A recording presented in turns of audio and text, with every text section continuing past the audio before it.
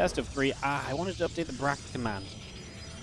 Okay, let's do the intros. I'm going to quickly update the bracket command once the intros are done. In the top right corner of the map, this is going to be the blue Protoss. It is herO. Playing on ley lines for this opening game. As in the bottom left, our red Terran is Oliveira. That should be a fun PvT, right? Give me 1 second here, guys, to just edit the bracket command.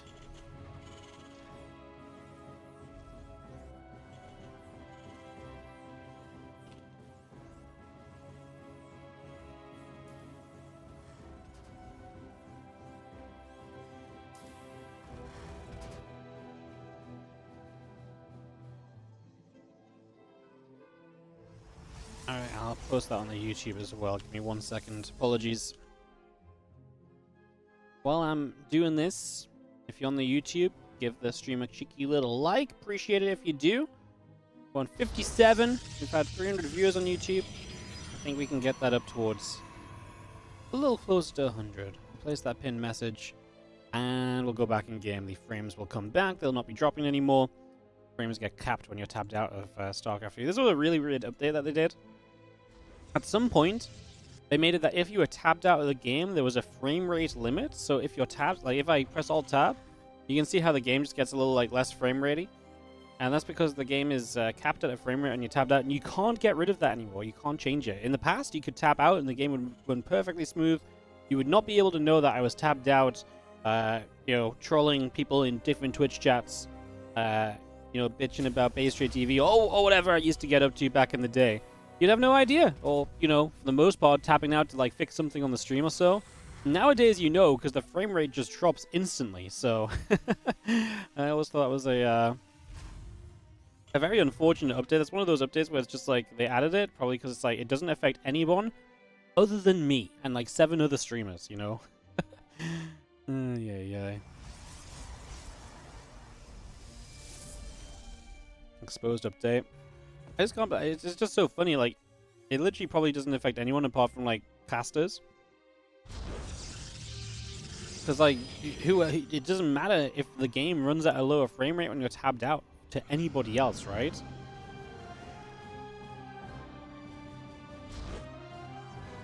I really feel like someone was watching my stream one day. I said a mean word about Blizzard. I was like, Blizzard didn't announce the tournament circuit yet. And they were like, you know what, Wardy, we're going to make an update specifically to mess with you.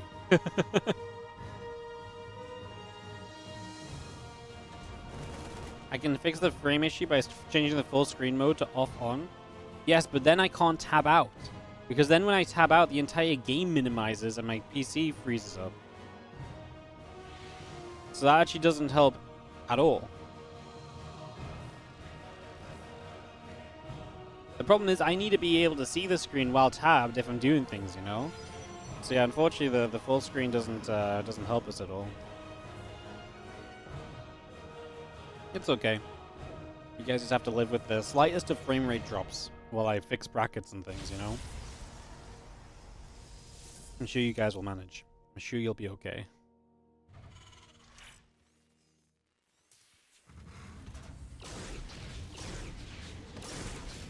Blizz Nation scouts up in this early moments. He's gonna obviously see what's up. Sees the Widow Mines jumping into the medevac. Oliveira looking for a little bit of dropping action in the early stages. The medevac coming through the center toward the upper right as we speak. So away we go as we look to make some action happen very soon.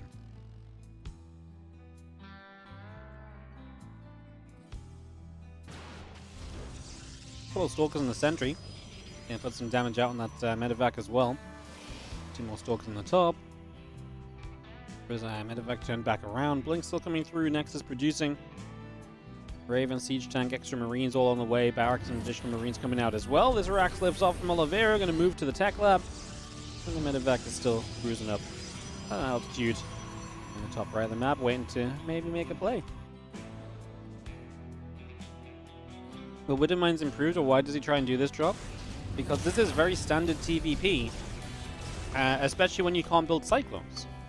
So because the Cyclone is now kind of worthless TVP unless you're playing against a Stargate and you want a Cyclone for Oracle defense, this is kind of just the build that you're going to see in TVP pretty much every single game again now. this or like sometimes like a tank drop or so, but the Widowmine drop is going to be a pretty much a mainstay in this meta for TVP.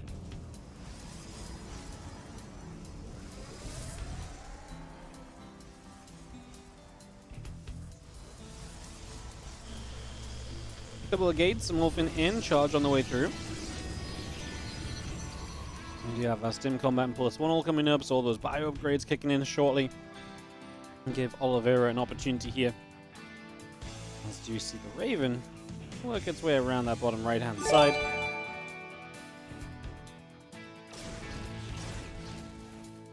Seen by the hallucinations, you know it's coming. I'm going to turn that Raven away in case it gets sniped. Apparently Oliveira going to play it safe. Flurry, thank you so much for the 38-month resub over on the Twitch. Thank you so much. Hope you're doing great. Thank you for the resubscription.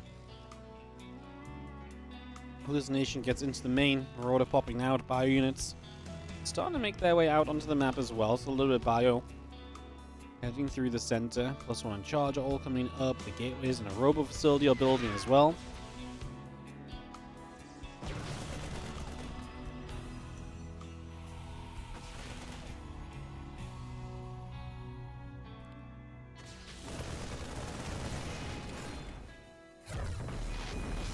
Stalker goes down, that pylon will have to cancel. Medevac from the Widowmine drop is going to come back over. Widowmine's dropped into the back of the third, just got a couple of workers. Now the Widowmine's going to try and burrow here. We're not going to get a Zealot. And anti-armor missile didn't do much either, unfortunately. This is just going to be a back away from Oliveira. I don't think we can go any further forward with that right now, so we're just going to back it up. Stalker's coming through, Marauders are running, and the probes are going to pull to actually kill those mines. It will get them, just takes a few moments to clean up.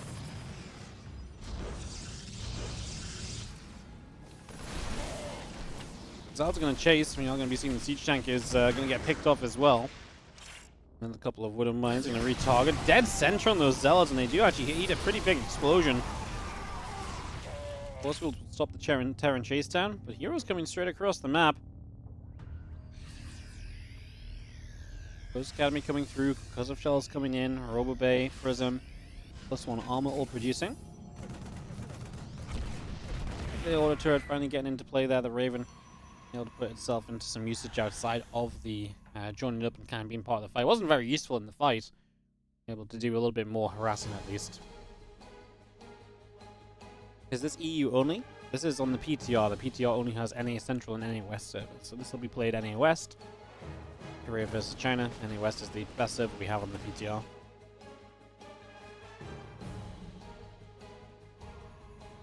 Colossus +1 armor. Extended thermal lance coming over. So I'm just going to pull back a little bit. We do see the Zealots. Going to go after those Marauders, which are going to go down as well. SCV is going to pull away. More of those SCVs going down. A little bit of bio showing up. The Zealots will get picked away at. Let's look at ourselves. Ghost and the armor upgrade and so on continue to come through as well for the Marauders. Both sides going to be taking quite a significant bit of damage as we take some shots. Damage being dealt.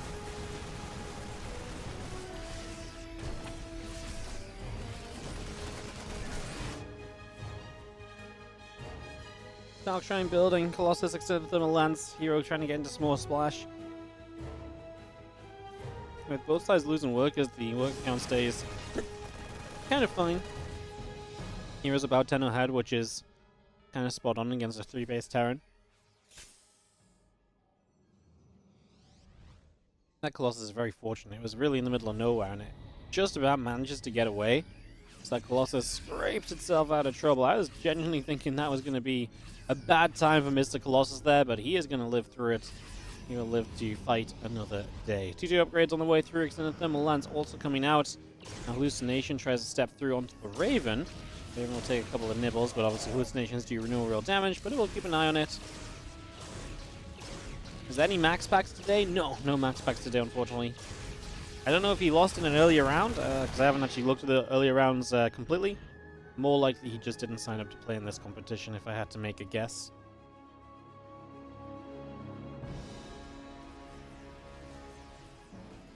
I'll try my best to stay spoiler-free myself. As the Stalkers blink it up, and herO going to come across the map here.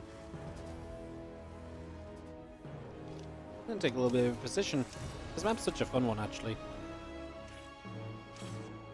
I kind of like how the bases work. I feel like there's a lot of ways to move around as well. Zealots try and go on the bottom, but the Stalkers are going to come around the top. And I think there's a lot of cool ways to see the map kind of working, and especially just kind of the base layout can be so different each game, but then the movement of the units can be very different as well. This map has grown on me. I think at first sight I was like, oh my god, it's got so many bases, I'm terrified of it.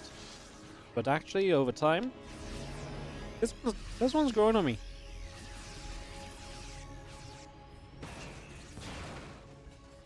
Which is nice. Wardy, how many hours delay? I guess this was played like 6 hours ago or something. There or thereabouts. I don't know how many hours exactly. These games were played in a tournament that started like 8 hours ago. So, you know, these games are not very old. Doing our best to give you guys as live an experience as we're allowed to. As the Widowmines will get a Zealot there at the front. Stalkers step up, but Widowmine goes down. Starport, Vikings coming through, the 2-2 upgrades and the ship weapons coming about also. 3-3 on the way up herO. Extra gates coming in, the Observer is building. Probes continue to patrol. We do see the few Zealots going to get back around the far left. DT's going to get to the bottom as well. Morphine Planetary going to be taking a hit or two, but nothing serious. It obviously stays alive. Now the Bio steps up. A couple of Zealots going down. Again, 2-2 upgrades. Getting very close to being done on the side of Oliveira. He's down in upgrades at the moment, which means that getting 2-2 would even things out for a little bit. Trying to take a fight right here. The Vikings going to put themselves on the Colossus already. First Colossus going to go down. Oh, this is a horrible fight for herO. Everything's just dying. Wow, what happened there? I mean, the DTs are going to need to be scanned, and they will get scanned now, so they will drop as well. I think herO just got kind of bullied back. The fact this happens with an upgrade deficit for Oliveira is kind of surprising for just how one-sided it became. Oh, nice wrap around here as Oliveira obviously feels as though he could keep going. And he wasn't necessarily wrong. The surround is obviously just extremely powerful. And that surround will force Oliveira to lift off and pull back.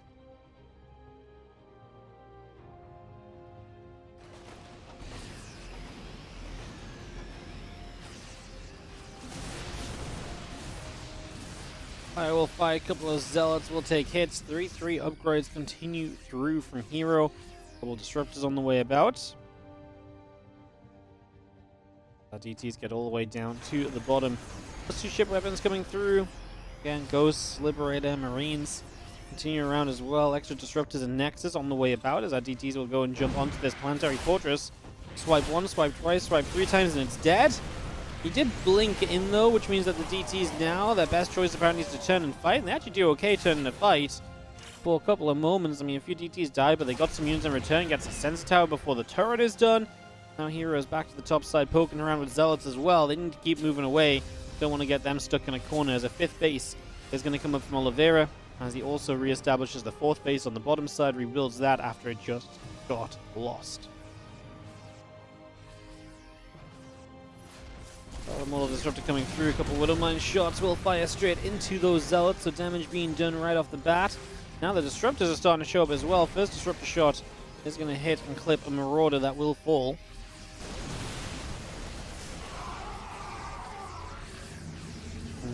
Disruptors firing in against Zealots and DTs, trying to brute force their way down the bottom side. That Disruptor gets denied. Next Disruptor denied. What else is going to get denied? Well, these Zealots are probably going to get denied now, but you know what? 14 SCVs already went down. They're pulling the army away, and that's going to allow you to come up over here as well. herO is really accepting the kind of the Chaos Protoss kind of life that he leads, trying to just cause trouble everywhere. He's going to win out on the bottom portion of this army. The Stalkers had to get away on the top. He lost both the Disruptors without being able to fire them. Cleans up a Liberator at home. He's been taking damage himself because this game is just absolutely hectic all across the board currently. Bio gets that Disruptor. We continue to move through. Marine Marauder coming up.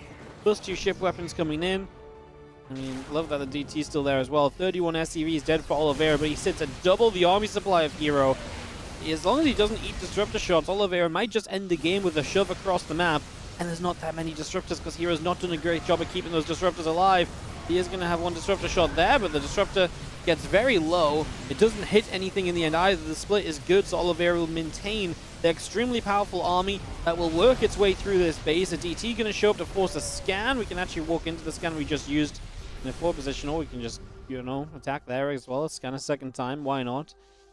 Kind of a weird one because it's like we do have 3 orbitals still. It's like, that's fine. But you don't want to overuse scans because you want to make sure you always have scans if the DTs really do become an issue in a large number again. As herO definitely trailing here on ley lines. 136 to the 186 supply currently.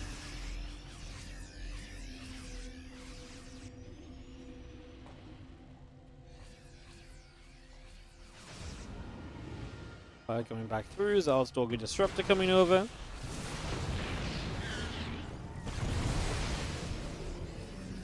All shots go down, SCVs getting picked up.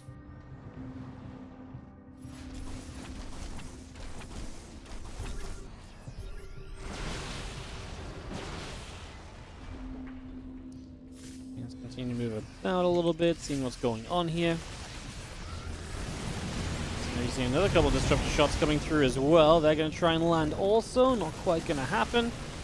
And now we push back up to the top side. Viking Bio coming chase through. The Stalkers get forced backwards. I mean, herO is really relying on these disruptors. Oh my goodness! He was relying on the disruptors, and what happens? They connect.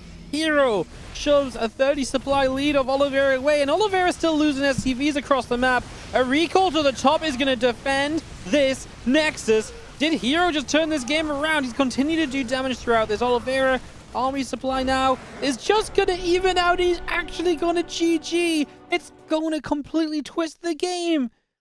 Oh my god, Oliveira was on his way to winning.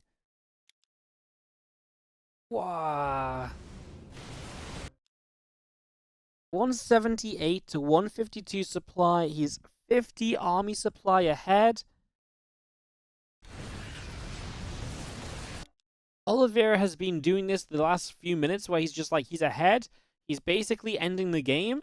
He just needs to kind of not take disruptor shots. They might be the worst disruptor shots you can take. Look at them. Oh, That was a lot of supply. And because he loses so much there, it allows herO to play cleanup everywhere else as well, right? Like, now he's able to jump on this army. The Zealots are still going big on the other side as well, because Oliveira was fully committed to defending. Jeez.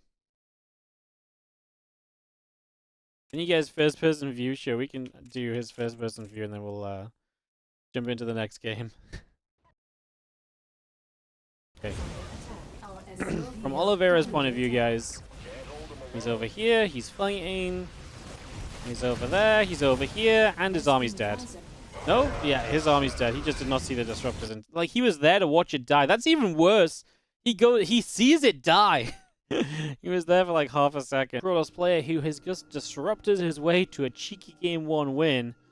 It is going to be herO in the top left corner of the map, trying to bounce back from a game 1 where he was not in a great position for a lot of it. There was a lot of moments where I think it was okay for him, but the last 5 minutes or so was bad. He just about stole the game away with those disruptors. Now he's going to have to look to be in a more solid position in this game. Number 2 is in the bottom right. Our red Terran player is Oliveira.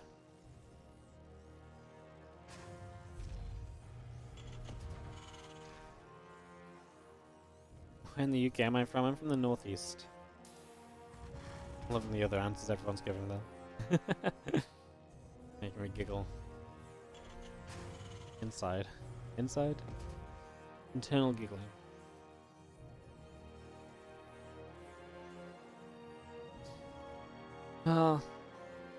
Not actually memeing, but like genuinely, this is now a moment where I worry for Oliveira, because game 1 going like that, you're in a good position, you're winning, you're probably feeling it.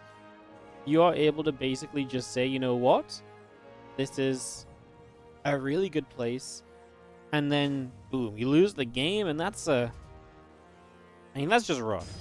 And Oliveira has definitely been one of those players at times to absolutely kind of mentally pull in games, so yeah, I think that's definitely a little something to look at as we get ourselves into this game number 2. Proxy pylon here from herO.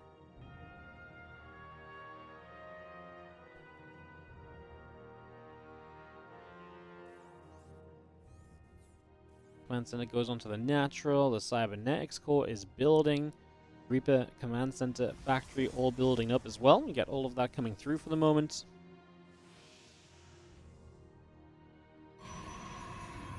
Here in Whispers of Gold, Stargate will go down on that right-hand side, so it's going to get the Stargate in position on the right.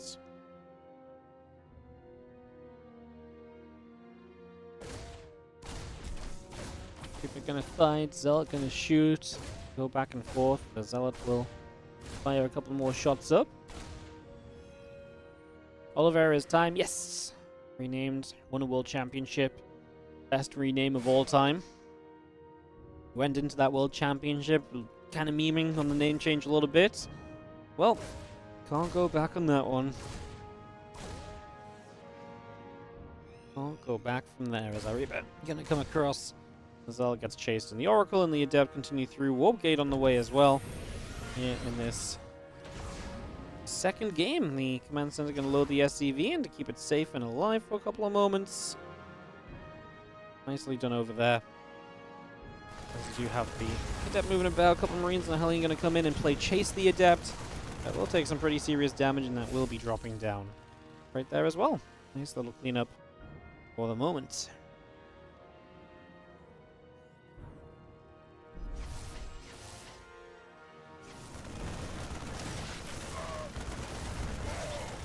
Widowmine does not get to go off on the Oracle. Oracle commits and gets all those Marines. Cannot chase the into the Widowmine though. Yeah, don't lose the Oracle. It's nice that you've done damage, but you know when enough is enough. Runs out of energy. That's going to be the end of this. Second Oracle on the way forwards. Meanwhile, on the other side of the map, we actually we at least put a couple of SCVs low.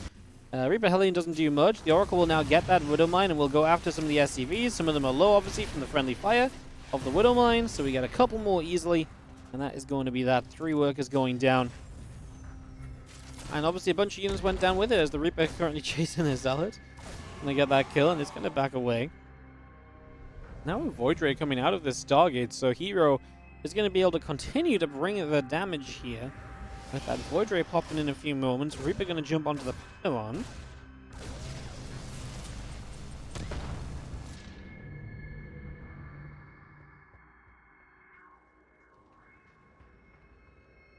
Void Ray comes to the bottom. Stalker and the Adept moving through. A couple of additional gateways building from herO. The Twilight Council is on its way.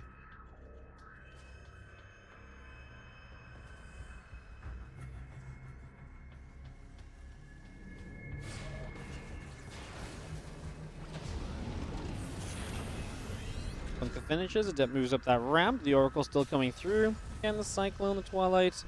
All building. The Cyclone going to be a big part of helping to defend future Stargate units. Having that anti-air range is definitely a big plus. As the Vikings get through there, the Oracle gets pushed all the way back. Void Ray Stalkers, Adept and Phoenix coming through, getting a little grab in the front as well for the moment.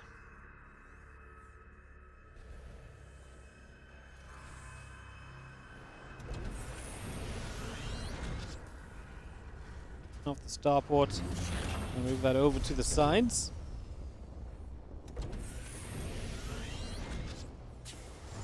Factory gonna go following in its footsteps as we get another reactor on the way up. Still a chunk of units just kind of poking around the front, but it's mostly just stasis wards setting up. A few gateway units here. Here we're gonna back away from this aggression he's been set up for so far, but pretty committed to the Stargate at first. Definitely puts him into a bit of a weirder spot right now.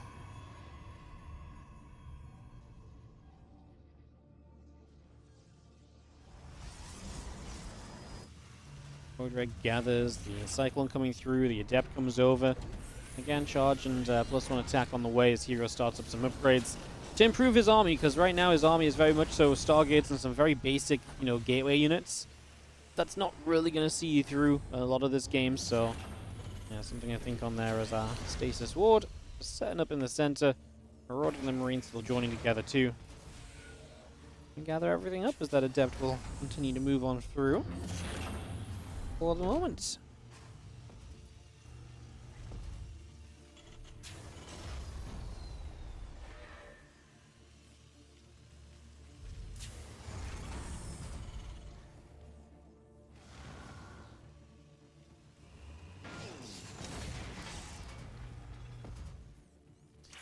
Alright, Stimpack combat and +1 then, all of that building. That will give Oliveira a big power spike in this game. A couple of Medivacs, Marines, and Marauders coming up. Widow Mine's producing as our bio will step out. Stalkers take some damage. Stasis goes off on just the Widow Mine. Second stasis might be big though. It's going to be huge! Hits a lot of those units, and that's going to buy you time as herO. Anytime you can get for more upgrades at this point, more tech to come online is a good thing, because the Terran is hitting their power moment right here with their upgrades. Anything you can do to get away from this exact moment right now is typically pretty decent. We actually are going to bring units forwards here as herO. I do not love this. I actually think this is a moment where it's like, you know, we want to be getting away from this, not kind of continuing to kind of engage on this side or create fights on this side. He doesn't have a lot of units. The sentries obviously can force field. They can make something happen, but this is what I was kind of afraid of. You start to lose units. You have to use a lot of your sentry energy for the sake of what? Being out there on the map, like, this didn't gain you anything as herO. I just don't think this was, like, Protoss players love to be out on the map when sometimes they shouldn't be, and there's a lot of benefits to it if you get away with it, but I think this is one of the times where, okay, you know, it hasn't been a major problem, but you've ended up taking some damage from it, essentially, or some losses from it, compared to expectation.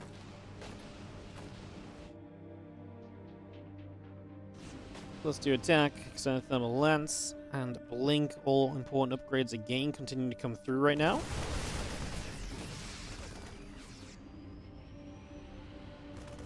Again, the units coming about. It's going to be some Zealots coming over.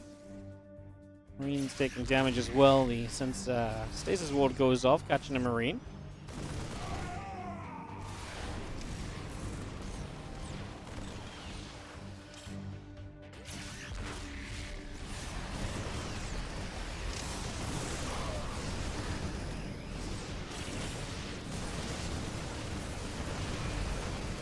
Talon goes down. It's going to be everything in the front is going to be completely depowered. Disruptor, extended thermal lance, +2 and blink. Going to see these units kind of getting surrounded a little bit. herO continues to sit there. Sentries are going to take some damage. Biounits will continue to chase. The Colossus will go down. Oliveira just has way too much. herO, an interesting start because it felt like he did a fair amount, but he's very clearly struggled to kind of get everything going that he needs. And obviously that pylon is a huge loss. I don't know if that pylon depowering everything changes too much, right? Like, he wouldn't have gotten blink, he wouldn't have gotten +2, maybe a disruptor gets out. Extended thermal lance finishes, I don't think that saves the Colossus anyway.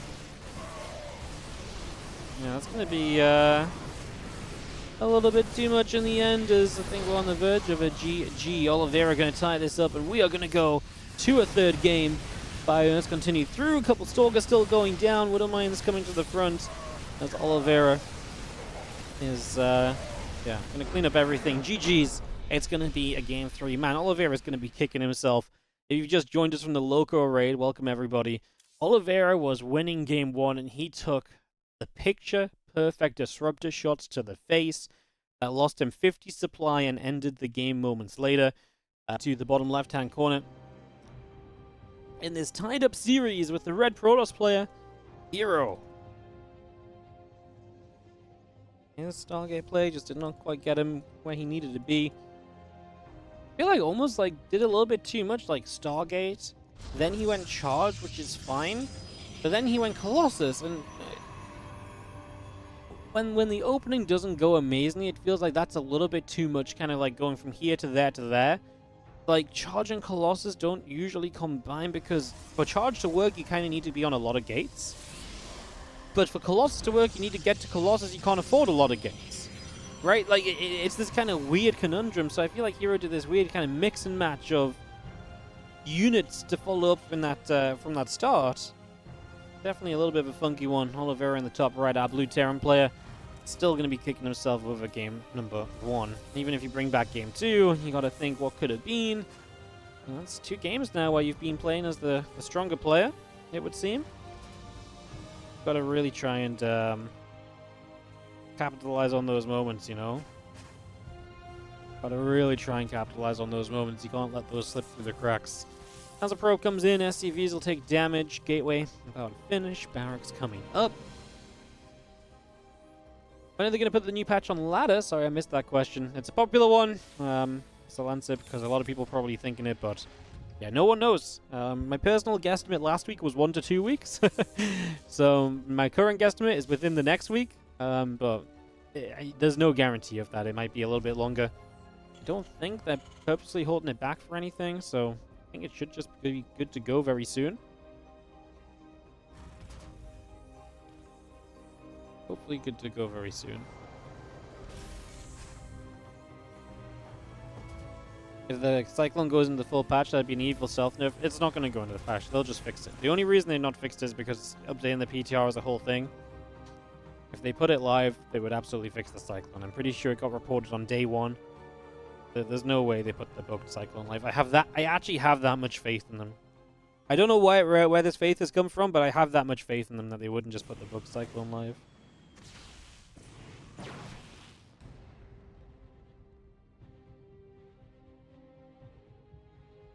Paper goes patrolling on the high ground as we have the sentry on the way as well.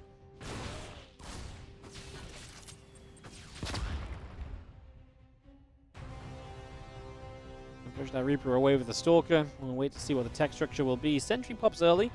Obviously, an early Sentry allows you to energy overcharge onto it, get a lot of hallucinations out, consistent scouting in the early game. The Sentry is still a gas investment, though, and hence it does hold up your tech structure. So there is a little bit of investment and commitment to that.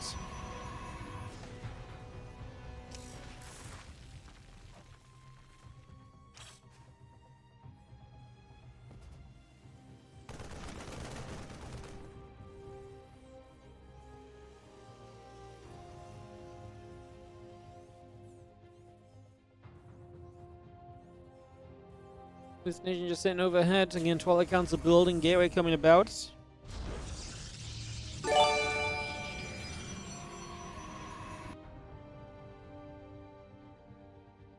Stranger in a strange land. How you doing, mate? Thank you so much for the 55-month resub. So good to see you this month. Pleasure to have you with us as always. Thank you so much for big resub here today. As our hallucination goes chasing the medevac, couple of widow mines inside. Of course, hallucination being able to spot this medevac, so you get a good idea of where it's going to come from. So there's no guesstimating where you should put your defense at. Could really limit, any potential damage from this. The medevac even going to turn around. It's a nice start for herO. It's no killing of the medevac, but you don't even have to pull any probes at any point. I think you take that as a pretty decent win, right? Like, that's a pretty solid just push back in defense.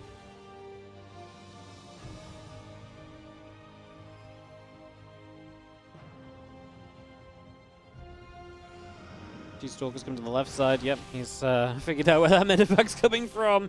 That is going to be the pushback. Medevac gets turned away. Banshee, Tank, Marine. It's all about the firepower from Oliveira right now. It's pure damage output units. And he is going to come swinging towards herO's side of the map. herO on that fast third base. It's already finished up, so it's going to be a big question as to whether or not we can play defense. The hallucination does go into the main base. Did just see the cloak on the Banshee. So that is known about. Observer should start pretty quickly from the Robo. So you need an Observer. You probably want to get an Immortal too. That would always help you here. Techie, tanky units against the big damage output units of your opponent. Generally a good match. We'll see what herO's approach is. Does he just give up the third base? Does he try and... He's not meeting this out on the map because Blink's not done yet. This is a very quick push from Oliveira. These are the exact kind of pushes which I think Protoss players think they're going to struggle with a lot now that battery overcharge is gone. Can energy overcharge do the job here from herO as these units begin to approach? Battery is going to finish in a moment. That's extremely important. Sentry doesn't have much energy. Would not mind seeing the Sentry actually getting some energy to Guardian Shield as we do get the tank blinking away from the Widow Mines. On the bottom side, the Marines are doing serious damage though, but if you stop the tank from being there, you get rid of some of the kind of the positional kind of advantage.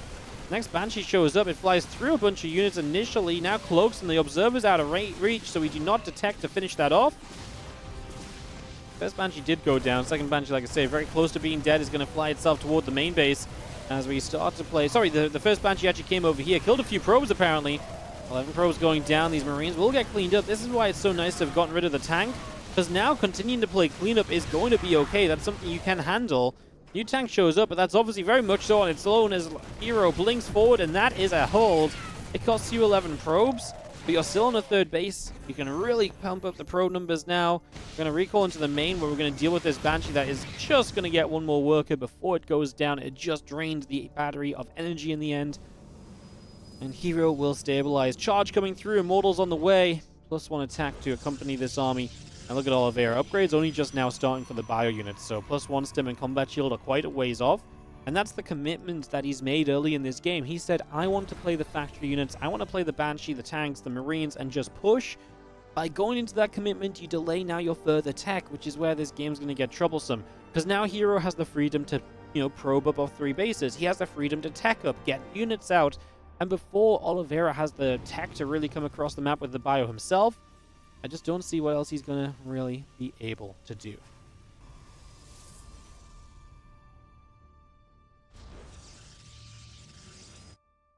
+1 attack and the 6 extra gates coming up. Templar Archives is on the way from herO as well, so we get that Templar Archives in production. Again, the upgrades all finishing up on the Terran side of the map. As we do lift that barracks off, going to move it over to the tech lab here as well.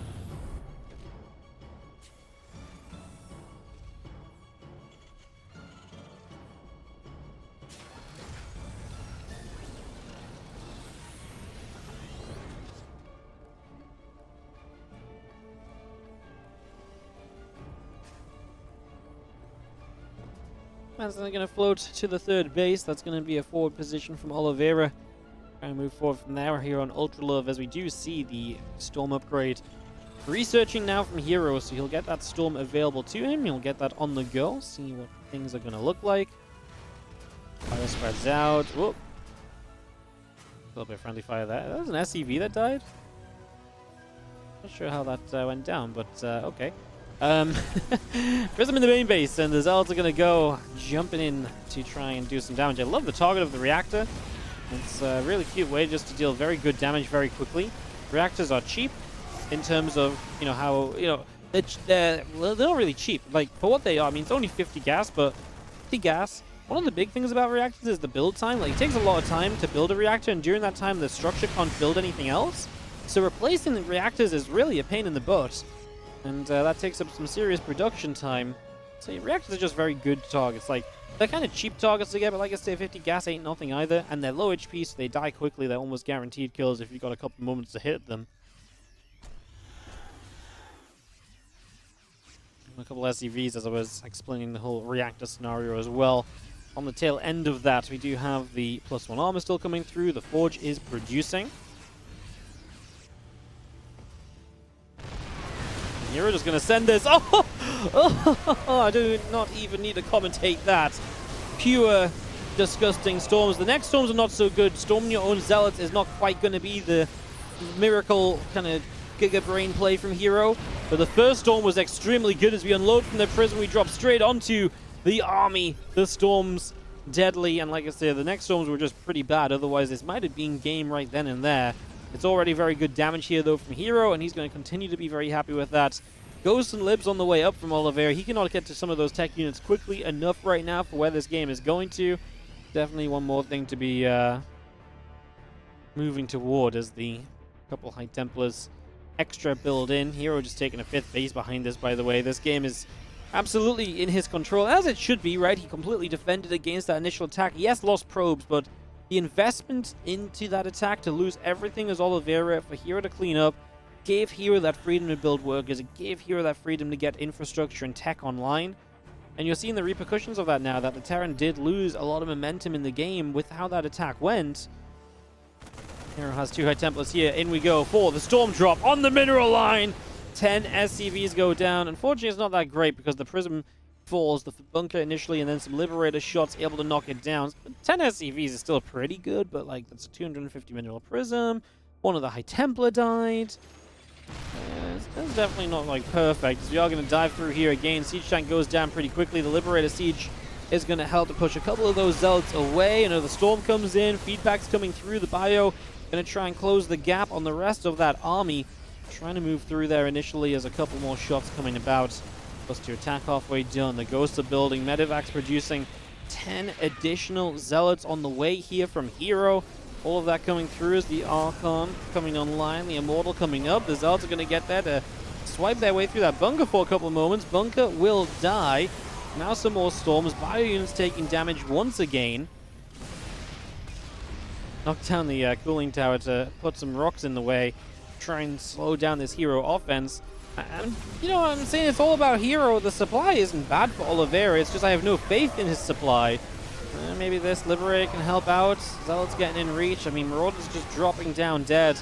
Yeah, this is why I had no faith in his supply. It felt like that number was a little bit fraudulent. Equal army supply, and yet he loses this fight massively. As the Zealots get a missile turret on their exit. They can't actually escape to the south there, but they could run out to the east or southeast. And that's what they will do in the end, instead of going back through the army, which would have been a mistake. Oliveira will just continue to try and dive into more Liberators. 3 of them in production at a time right now. The more of those libs we get up, the better a shot we have at making this a defense, I suppose, and just hanging on in there. He has 4 bases. If he kept all 4 alive, maybe there'd be a way. I mean, that's not the prettiest to fight for the Zealots, but I tell you what, the Immortals and the Archons are just blasting in the back of this army, and they are going to blast Oliveira out of this series. herO turned it around in Game 1, and he brings a convincing game home in Game 3 to take the 2-1 victory.